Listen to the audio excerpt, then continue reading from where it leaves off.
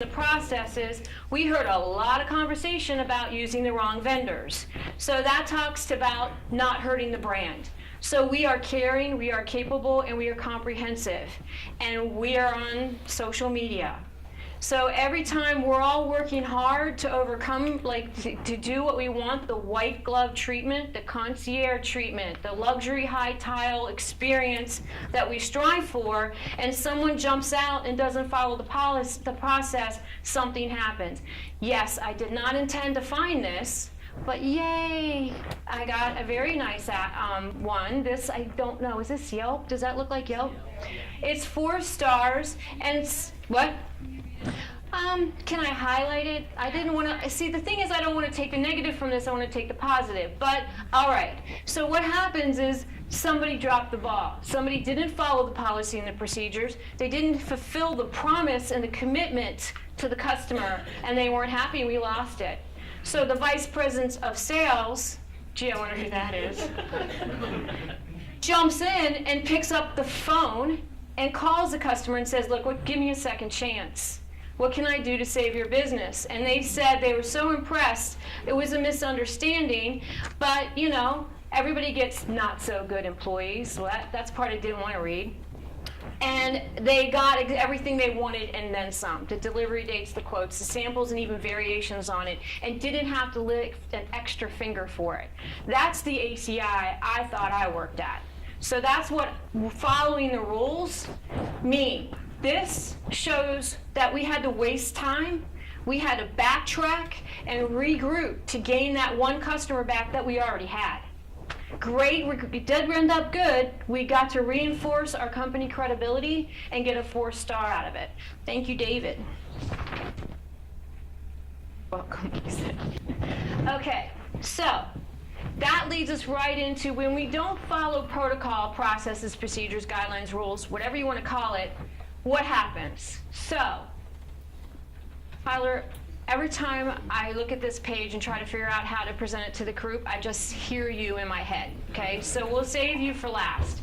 So it causes you to do what? Stress. Well, yeah, okay, that's a good one. So if I don't follow the rule, if something breaks down, it causes stress. Robert. Right up.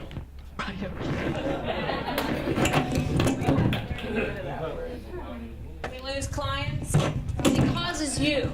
That's not you. Well, I guess that's an impact to you. Okay, go ahead. Time. You're spending time. Tyler, what else? When you're spending time on mistakes, what does it cause you to do? Get angry. Get angry? Frustration? Not give the clients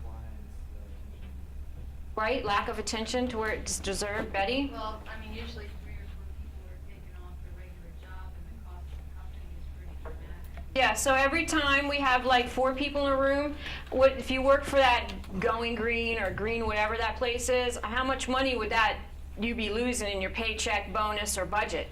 Because Betty's walked through going, why do I have like $500, sorry, $3,000 standing here on one thing? Okay, so Tyler, what would you rather be doing instead of fixing mistakes and problems and customer complaints? calling our customers to see how we can serve them better. Better service to what Travis was saying. So you would get time back, right, to do those things. Andre, what would you rather be doing? Be proactive and find new ways of serving them better before, giving them things that they need to hear, they know they need. Aaron, what would you rather be doing than fixing mistakes and listening to mean customers? I'm sorry, unhappy customers. Helping the salespeople actually sell more. Selling more tile. That's right. Gosh, it's like you were in this one with me. So when we're accountable for doing our job that you're supposed to, the way that you're supposed to, it allows you the time and opportunities to do other initiatives. Learn something new in Salesforce, sell more tile, get to those pendings, get into the inventory check, and take an opportunity to learn or share your job knowledge or mentor. So when you stop becoming a problem solver and you become a game changer, you become a fit professional. There, Travis, that was smooth. Okay. Betty, did you want to say something?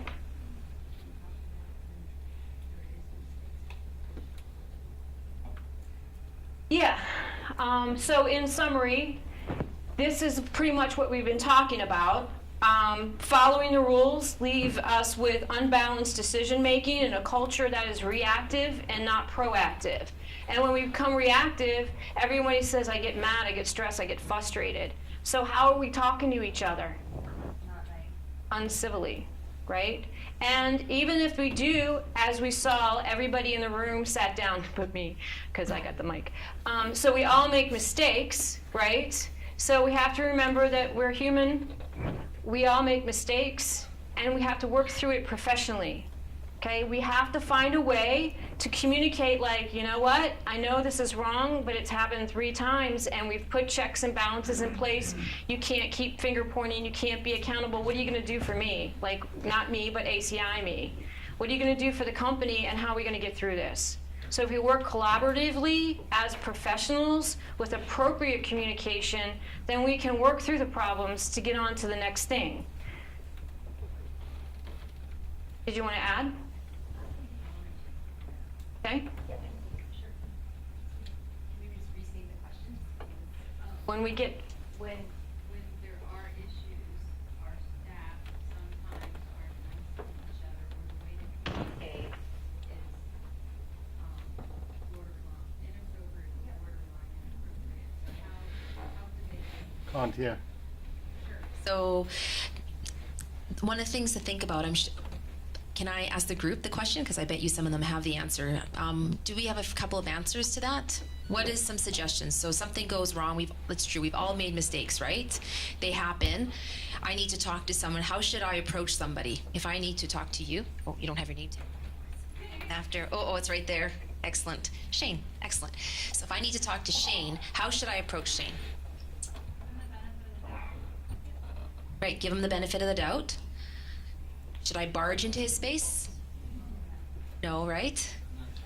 You're not tall enough. We have another. Yes. Yes. Yes.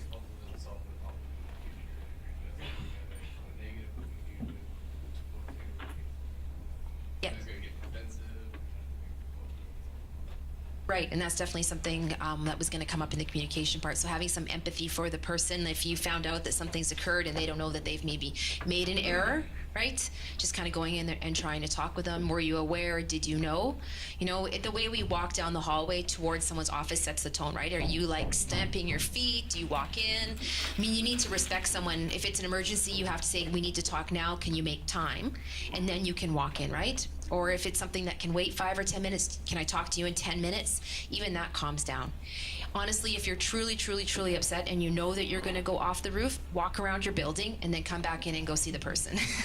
Like, truth, email, okay, well,